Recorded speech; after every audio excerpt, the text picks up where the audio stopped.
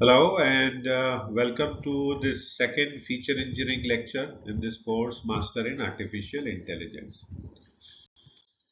So in this lecture we'll continue to talk about how to engineer new features and transform existing features, and we have laid out an overview of the process and we will take you forward in that process. So the next step, you have the first two steps we covered in the last lecture of understanding the problem and data and performing EDA, kind of quickly summarized there. And we now need to look at how to how to engineer new features or transform existing features, how to figure out the variables that you don't know, and that's the most important step.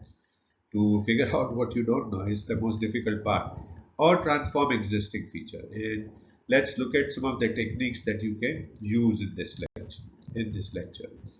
So one of the techniques that you use to transform data is what is called one-hot coding, and this is typically useful for the categorical variable, where as you see here, the gender is the category and the output is either male or female. So the gender is a categorical variable. So you convert that categorical variable into binary indicators in using the one-hot coding, in which each one is either 1 or 0 in the two categories, male and female.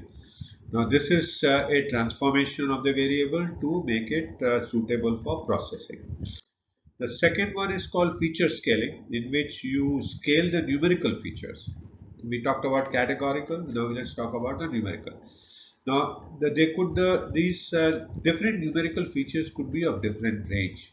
Example, one could be 1 to million range and one could be 1 to 100 range.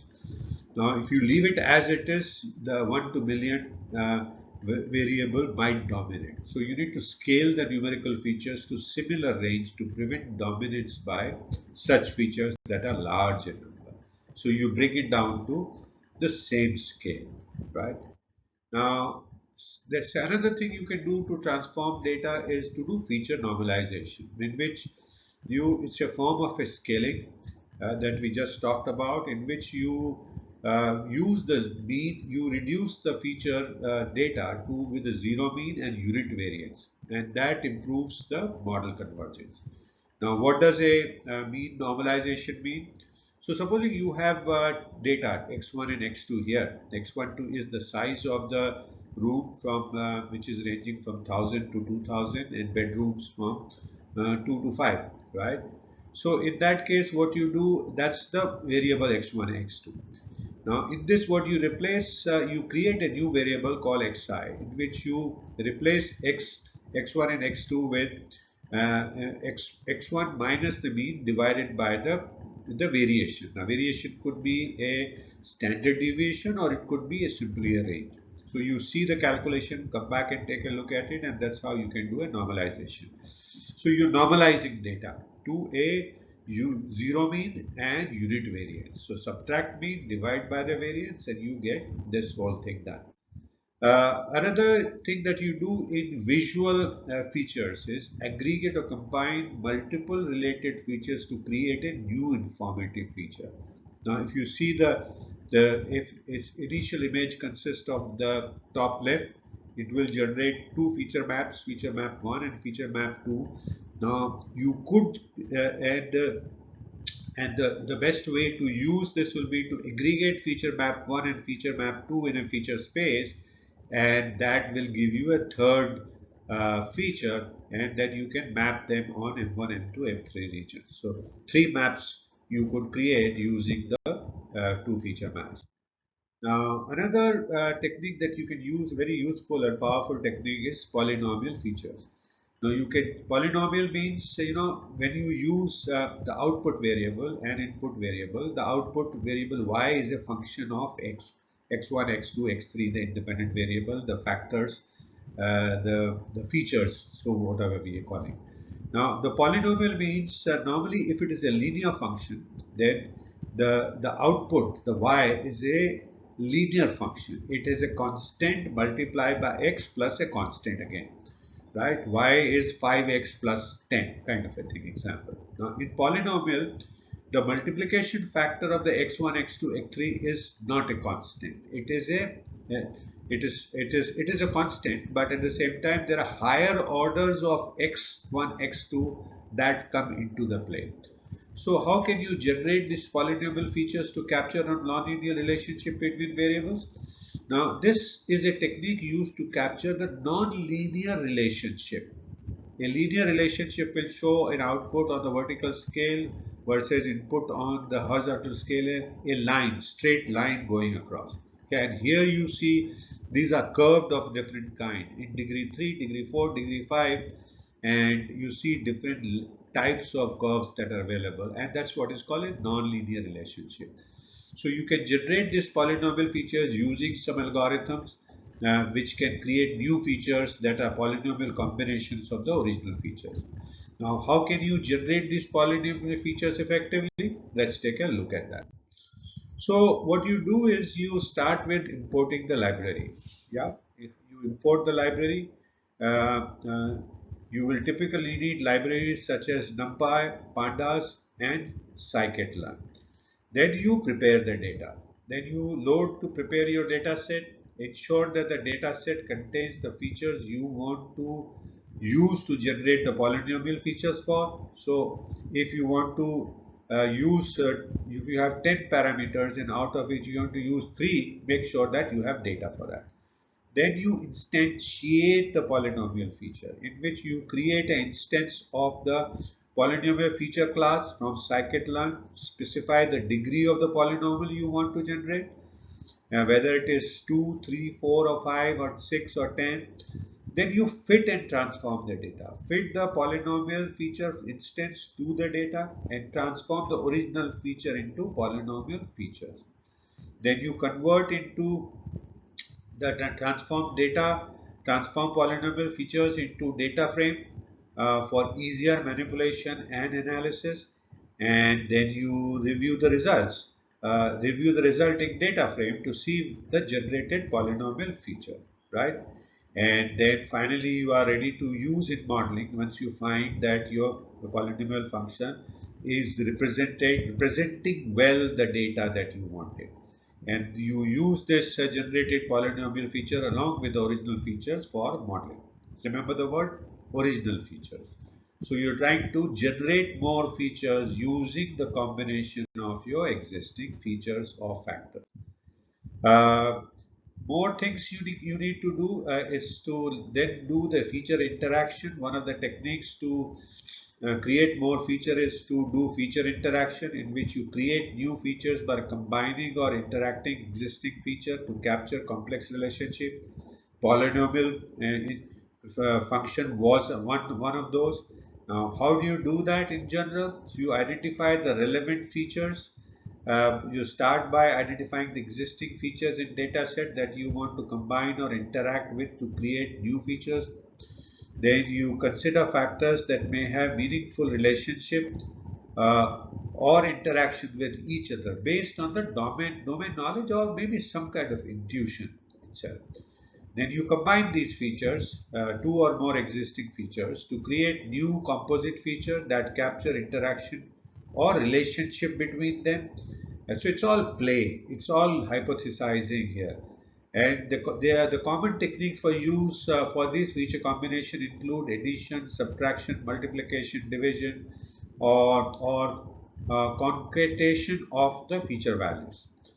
Then you get into feature interactions. You create new features by interacting or combining existing feature in a non-linear way to capture the more complex relationship. The examples of feature interaction include like the polynomial features we talked about, cross products, or the transformation that amplify or diminish the effect of existing feature. Logarithmic is another way.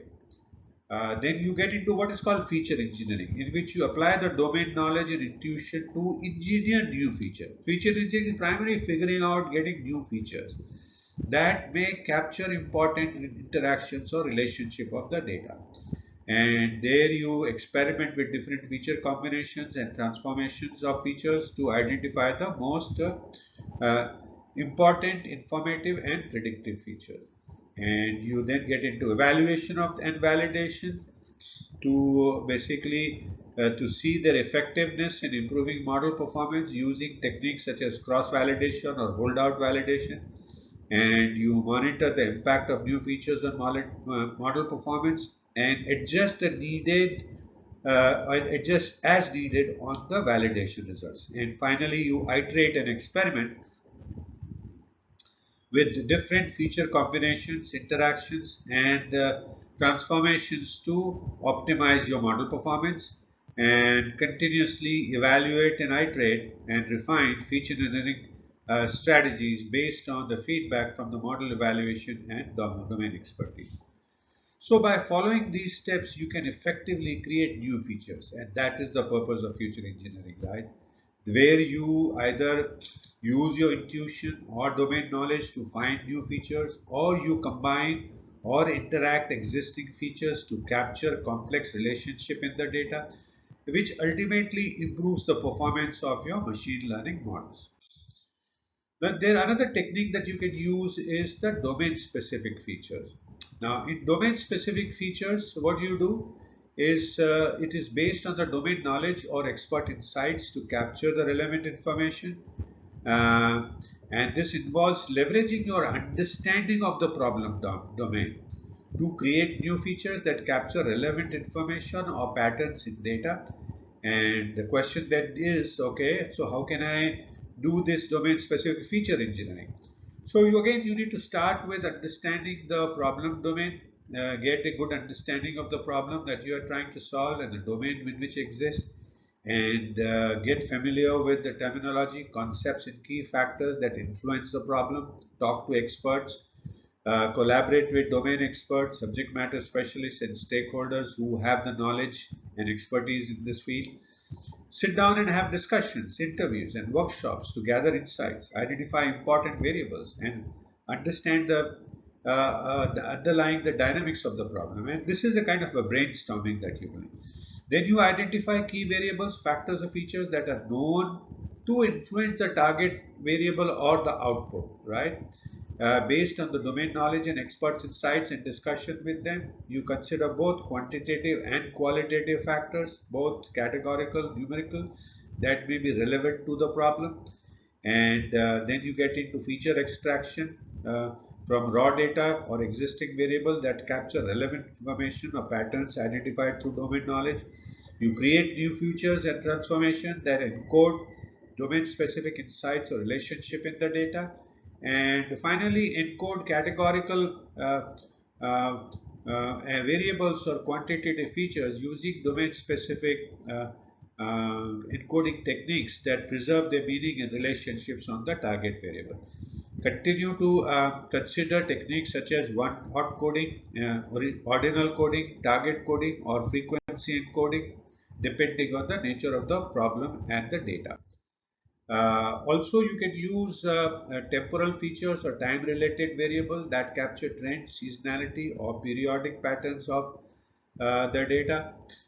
You can also use features like timestamp, time tag, moving average, or time-based aggregations to capture temporal dynamics. Uh, if applicable, include geospatial features or location-based variables, right? That captures spatial relationship or geographical characteristic of the data. Now, this could be things like distance to key location, clustering based on geographical proximity, or area-based statistics. Apply domain-specific transformations of or pre-processing techniques to data to highlight relevant information or to and also suppress noises. Consider techniques like logarithmic transformation, scaling, normalization, and domain-specific filters. Get into iteration and validation through steps that you saw here from 3 to 8, experimenting with different features, engineering strategies based on domain knowledge and expert insights. Validate the effectiveness of engineered features using cross-validation, holdout validation, or domain-specific evaluation criteria. And finally, collaborate with the domain experts. Continue to maintain an open communication with domain experts and stakeholders throughout the feature engineering process. solicit feedback, validate assumptions, and adjust feature engineering strategies based on the domain expertise and real life strategies. So, by leveraging domain knowledge and expert insights to engineer feature, you can create informative, relevant, and meaningful variables that enhance the predictive power and interpretability of your machine learning models, ultimately improving the performance and utility in the real world applications. So, having looked at how to engineer features, what will we do now? We will come down to narrowing from this large set of features, which could be in hundreds or tens or dozens, to select a subset of the most relevant features. So, we have done the brainstorming, gone and looked at all possible features, and now we will select some of the relevant features. So thank you so much for watching this second feature engineering lecture in this course, Master in Artificial Intelligence. I hope you continue to learn new things, continue to enjoy, and I do look forward to see you again in the next lecture. Please feel free to message me if you have any questions. I'll be happy to answer a question, and also download the PDF file to take a look at anything that is of specific interest to you, specifically that normalization slide.